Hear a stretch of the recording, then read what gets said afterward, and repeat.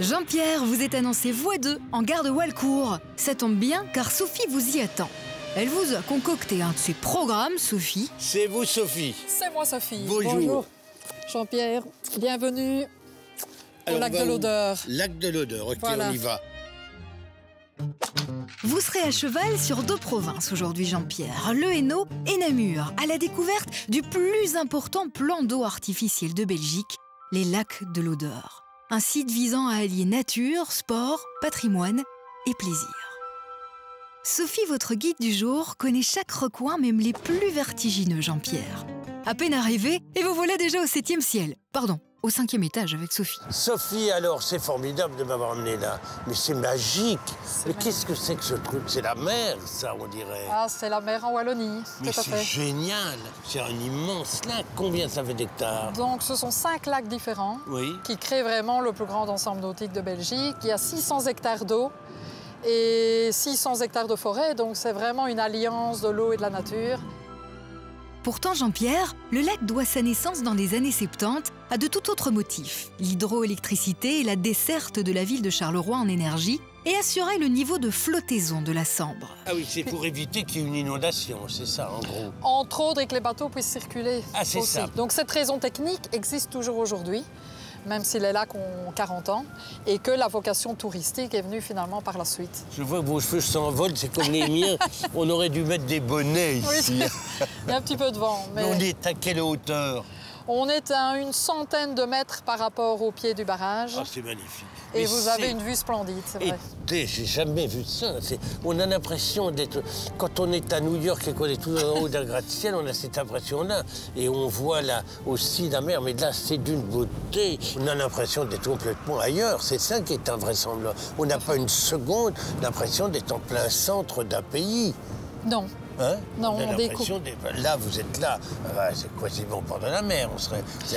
Oui, c'est pour ça qu'on dit que c'est la mer Wallonne. On a plus de berges ici que toute la mer du Nord, en Belgique. Donc, c'est incroyable. On a 70 km de berges.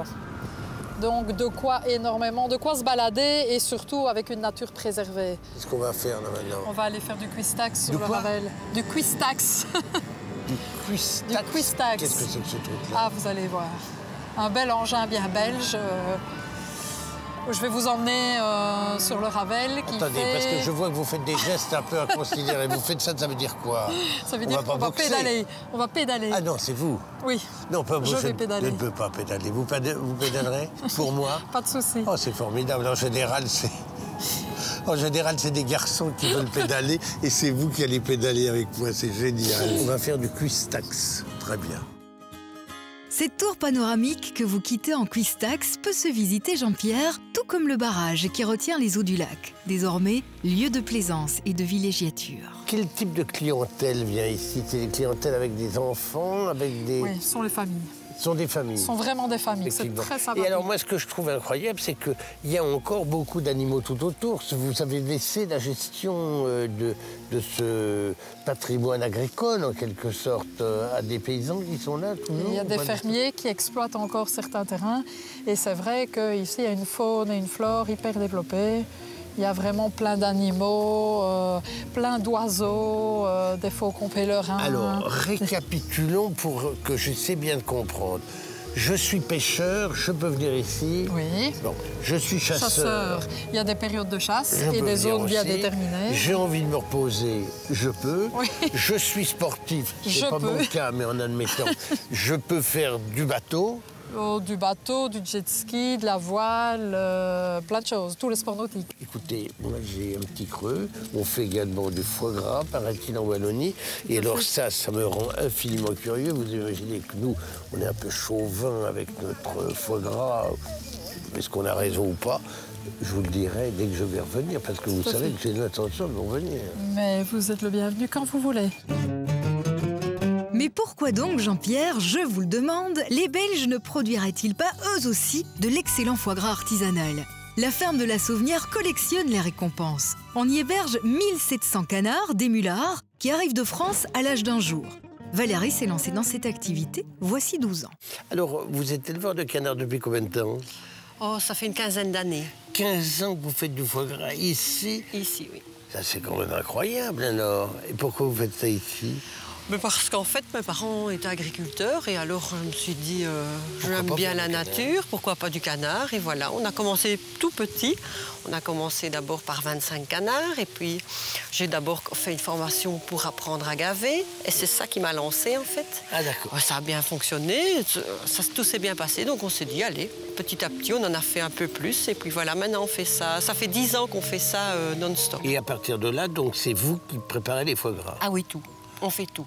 On fait l'élevage, le gavage. Il n'y a que l'abattage qu'on ne fait pas sur place. On travaille tout dans le canard. Et vous faites du foie gras mi-cuit, vous? Oui, on fait du foie gras mi-cuit. Et alors, le foie gras stérilisé, le foie gras mi-cuit. Donnez-moi votre recette de foie gras mi-cuit, parce que ça m'intéresse beaucoup. Vous voulez pas me la donner? Oh, pas de soucis, sel, poivre. Moi, je mets un peu de cognac, et puis voilà.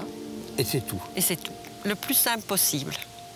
Ah, que j'aime votre façon de faire des foie gras, alors. Et vous avez déjà essayé cru? Oui, très bon. C'est bon. Ah, c'est très bon. Sur une tartine de pain chaud, oui, comme oui. ça, avec du gros sel. Ouais, c'est très, très bon. Et puis, un petit tour de moulin à poivre. Vous donnez faim. Jean-Pierre veut vous suggérer que le Cuistex l'a mise en appétit, Valérie. Soyez plus direct, Jean-Pierre. En tout cas, moi, ce qui m'intéresse, c'est d'aller goûter votre foie gras. Eh bien, on va aller goûter le foie gras. On va aller à l'auberge, là, non? Ah oui, à l'hostellerie. On va aller à l'hostellerie. Eh bien, on va y aller. Je vous remercie infiniment de m'avoir permis de voir cette belle exploitation avec ces bêtes qui sont quand même très, très calmes. Hein? Même le canard est heureux en Wallonie. Voilà. Alors définitivement, je ne sais plus où il faut aller pour vraiment avoir du tracas quand on est dans cette région. Tout va bien, y compris pour les canards. Donc c'est formidable. Madame, je vous embrasse. Tiens, tellement je suis content de vous avoir. Merci et à bientôt. C'est moi qui vous remercie. Autrefois, Jean-Pierre, on offrait ici le gîte et le couvert aux voyageurs.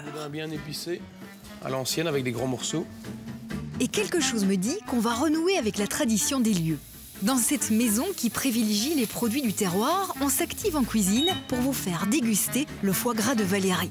Vous ne devriez pas être déçu, Jean-Pierre, car Julien est également prof à l'école hôtelière proche des lacs de l'Odeur. Julien, associé à son frère Thibault, avouait que c'est un duo qui a de l'allure. Alors c'est Julien qui cuisine, hein, tout depuis le début à la fin. Oui. C'est lui le chef de cuisine. Oui, tout à fait, oui. On peut lui demander de goûter quelque chose ou pas du tout? Ah oui, il va se faire un plaisir de venir, on va l'appeler, oui. Ah ben voilà. Voilà, monsieur Koff. Alors, qu'est-ce que c'est que ça, jeune homme? Voilà. Alors, qu'est-ce qu'il y a là-dedans? Simplement sur le fond, donc, une golden qui est caramélisée au four, avec de la cassonade et du beurre de ferme. Alors là, on vous a préparé donc un foie gras qui est juste poêlé. Ensuite, on l'a posé sur un boudin noir du village. C'est un boudin à l'ancienne, avec des gros morceaux, des échalotes. Vous voyez ce que je trouve formidable? Ça, c'est légèrement relevé. Oui. Donc, ça a un peu de piquant. Ça, comme il y a la cassonade dessus, ça lui donne un côté croquant et savoureux. Vous avez réfléchi aux textures ou c'est arrivé spontanément? Parce que moi, je trouve que c'est un aboutissement des textures. On ne pense pas souvent aux textures quand on fait un plat. T'as remarqué? Moi, c'est ce que je veux vraiment garder comme identité ici, chez nous. C'est le terroir. Et alors aussi, donc, jouer avec les textures, les goûts, les couleurs, le volume. Donc ça, pour moi, c'est fort important. C'est épatant. Oui. Et comme vous dites, on respecte le produit. Et vous formez un bel attelage, tous les deux, dites donc.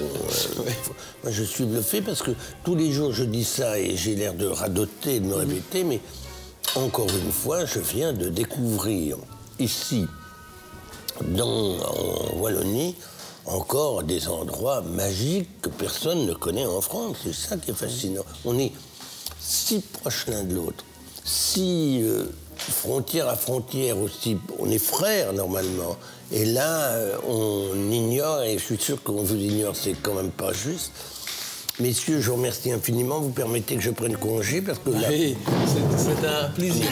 Je voudrais vous embrasser et vous remercier parce que je vous trouve tous les deux formidables. Salut, Thibault. À bientôt. Merci. La prochaine fois, moi aussi, je ne viendrai pas seul. Et puis, je vais passer 1 ou 2 nuits ici parce que ça m'a l'air formidable. Avec un grand plaisir, monsieur Koff.